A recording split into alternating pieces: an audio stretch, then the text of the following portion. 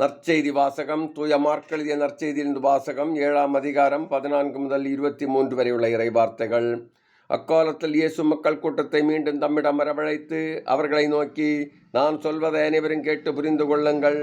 வெளியிலிருந்து மனிதருக்குள்ளே சென்று அவர்களை தீட்டுப்படுத்தக்கூடியது ஒன்றுமில்லை. மனிதருக்குள்ளே இருந்து வெளியே வருபவை அவர்களை தீட்டுப்படுத்தும். கேட்கச் செவியுள்ளோர் கேட்கட்டும் என்று கூறினார். அவர் மக்கள் கூட்டத்தை விட்டு வீட்டிற்குள் வந்தபோது அவருடைய சீடர் அவரிடம் இந்த உவமையை பற்றி கேட்க, அவர் அவர்களிடம், நீங்களுமா இந்த அளவுக்கு புரிந்து கொள்ளாமல் இருக்கிறீர்கள்?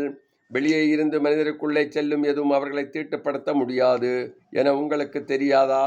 ஏனென்றால் அது அவர்களுடைய உள்ளத்தில் நுழையாமல் வயிற்றுக்கு சென்று கழிப்பிடத்திற்கு போய்விடுகிறது என்றார்.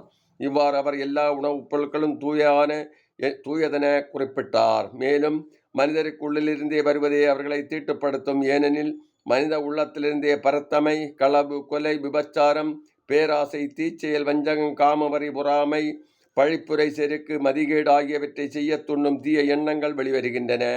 தீயவனாகிய இவை அனைத்தும் உள்ளத்திலிருந்து வந்து மனிதரை தீட்டுப்படுத்துகின்றன என்றார். இது கிறிஸ்து வழங்கும் நற்செய்தி. கிறிஸ்துவே உமக்கு புகழ்.